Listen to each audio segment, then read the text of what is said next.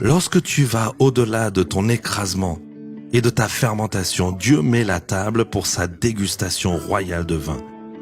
Cette célébration est une fête pour toute l'éternité. Comprends que tout ce que Dieu a mis sur sa table, il l'a fait sans le cacher, même à tes détracteurs.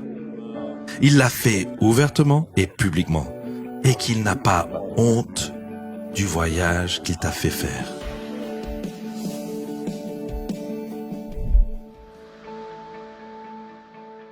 Parlons des fêtes historiques de l'ancien Israël et comprenons que les saisons de récolte étaient des événements énormes, pas seulement des événements de travail, c'était des moments de célébration élaborés et les gens venaient de kilomètres et de kilomètres à la ronde pour apprécier ce que Dieu avait fait, car ils étaient conscients que la récolte dépendait de la miséricorde de Dieu qui envoyait la pluie.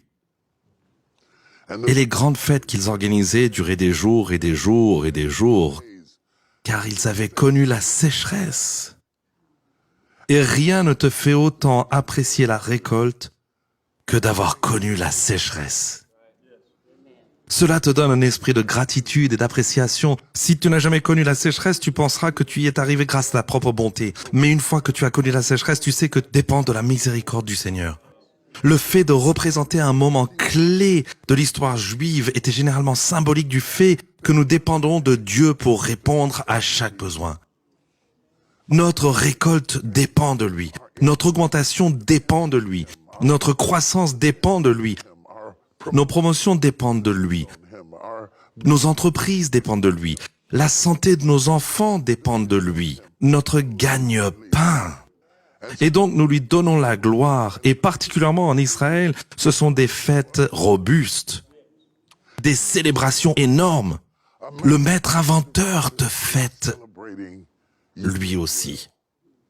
Il te célèbre. Il a un plan pour ta vie. Tu n'es pas une réflexion après coup. Tu n'es pas un accident. Tu n'es pas un incident. Il a un plan pour toi. Alors imagine l'effort de collaboration de Dieu célébrant ses enfants pendant qu'il le célèbre. C'est un peu comme la louange et l'adoration. Nous pouvons louer jusqu'à ce que Dieu se retourne sur son trône. Danser jusqu'à ce que Dieu danse avec toi. C'est une célébration. En Israël, il y avait 7 sortes de fêtes différentes. Je veux juste les nommer rapidement pour que tu puisses les connaître et t'en souvenir. Tu as la fête de la Pâque, tu as la fête des pains sans levain, tu as la fête des premiers fruits, tu as la fête des semaines ou de la Pentecôte, Rosh Hashanah, qui est la fête des trompettes, le jour des expiations, Yom Kippour, la fête des tabernacles. Toutes ces fêtes indiquent différents attributs et aspects de leur foi, de leur confiance et de leur vie de collaboration avec Dieu. Ce n'est pas un hasard si le premier miracle que nous voyons Jésus faire a lieu lors d'une fête. Après Jean chapitre 1, verset 1, qui parle du fait qu'au commencement était la parole et la parole était avec Dieu et la parole était Dieu. Toutes choses ont été faites par lui et sans lui rien de ce qui a été fait n'a été fait. En lui était la vie et la vie était la lumière des hommes. Et la lumière a brillé dans les ténèbres et les ténèbres ne l'ont pas reçue. Il y avait un homme qui était envoyé par Dieu, il s'appelait Jean. Il n'était pas cette lumière, mais il avait été envoyé pour témoigner de cette lumière, en disant qu'il y en a un qui vient après moi, plus puissant que moi, et dont je ne suis pas digne de lier les sandales. Certes, je vous baptiserai d'eau, mais lui vous baptisera du Saint-Esprit et de feu. Et enfin, chapitre 1, verset 14, et la parole a été faite chair et a habité parmi nous. Et nous avons contemplé la merveille de sa gloire. Lui, le seul engendré du Père, plein de grâce et de vérité, la parole a été faite chair. L'abstrait a été rendu concret, l'invisible a été rendu visible, l'intangible est désormais touchable. Et Jésus s'est matérialisé, la matière s'est matérialisée, et nous avons contemplé la merveille de sa gloire, le seul engendré du Père, plein de grâce et de vérité, juste pour qu'il puisse passer du temps avec toi. Il parle de ça dans Jean chapitre 1 verset 1, et au moment où ils ont fini de te dire que Jésus est Dieu, dans Jean chapitre 1 verset 1, au moment où tu tournes la page au chapitre 2, il est à une fête. On pourrait penser qu'après avoir traversé toute cette introduction élaborée pour m'apprendre que Jésus, la parole, est faite chair, que Jésus est Dieu, qu'il sortirait et ferait des trucs de Dieu. Mais Jean chapitre 2, il est à une fête. Qu'est-ce qui se passe ici? Il se détend. Il a une fête avec ses disciples. Et le plus gros problème qu'il résout n'est pas une main desséchée, ce n'est pas la lèpre, ce n'est pas la femme avec une perte de sang, c'est qu'ils n'ont plus de vin. Et tout d'un coup, il résout le problème en prenant les eaux banales de Cana et en les transformant en vin béat, puissant et parfumé. Le vin d'un mariage dont les invités ont été si consternés qu'ils ont dit « Tu as gardé le meilleur vin pour la fin ». Comment célèbres-tu Dieu? Comment célèbres-tu Dieu qui accomplit sa promesse? Maintenant que nous savons que Dieu peut être saint dans le chapitre 1 et être à une fête dans le chapitre 2, comment est-ce que tu célèbres Dieu? Tout ce que j'ai à faire, c'est de me souvenir des moments où je n'avais pas d'électricité, ou d'eau courante, puis de regarder ma vie et de voir d'où Dieu m'a fait venir. Et je célèbre Dieu. Je l'honore et je l'adore et je l'apprécie et je sais que je ne suis pas arrivé là par moi-même. Je sais que je ne mérite pas d'être là où je suis. À Dieu soit la gloire pour les choses qu'il a faites. Je me demande si Dieu a aussi célébré Israël pendant ses fêtes de la même manière, tout comme un parent célèbre les réalisations de ses enfants. Souvent, celui qui donne, le parent, reçoit autant de joie dans le cadeau que l'enfant. Parfois même plus. Dans Matthieu chapitre verset 25, il est question d'une histoire très intéressante où Jésus, dans une parabole, parle des talents qu'il a distribués à différents de ses serviteurs. À l'un, il en donne 5, à l'un, il en donne 2, à l'un, il en donne 1.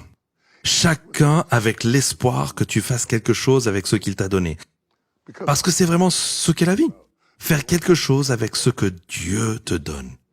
Le maître laisse les 3 serviteurs en charge des biens qu'il a mis entre leurs mains. Maintenant, n'oubliez pas que les serviteurs sont maintenant responsables. Je ne veux pas que vous ratiez cela. Le fait que ces personnes qui étaient soumises sont maintenant aux commandes.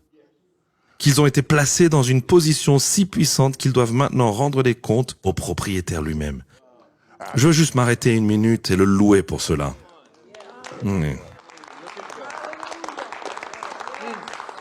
Qu'à un moment donné, tu puisses être un esclave et ensuite, la minute qui suit, être un maître, c'est une bonne chose pour moi.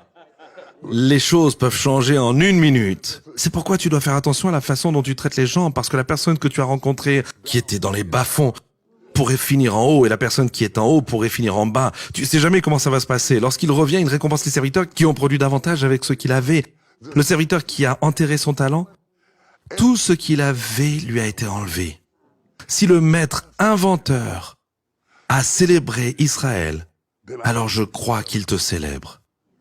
Il te célèbre en devenant tout ce qu'il a travaillé pour que tu deviennes. Il te célèbre parce que tu es devenu tout ce qu'il a travaillé pour que tu deviennes. Quand tu gagnes, il gagne. La Bible dit que Dieu est tellement intéressé par le fait que tu sois fécond qu'il lui plaît que tu produises beaucoup de fruits. C'est ainsi que vous serez mes disciples. Lorsque tu vas au-delà de ton écrasement et de ta fermentation, Dieu met la table pour sa dégustation royale de vin. Cette célébration est une fête pour toute l'éternité. Comprends que tout ce que Dieu a mis sur sa table, il l'a fait sans le cacher, même à tes détracteurs. Il l'a fait ouvertement et publiquement, et qu'il n'a pas honte du voyage qu'il t'a fait faire. Alors assis-toi et prends la serviette blanche, et mets-la dans ton col, s'il te plaît, et permets aux anges eux-mêmes de te verser le premier verre de succès et de profiter du nectar qui vient du fait de lui obéir et de reconnaître qu'il fait toutes choses bien.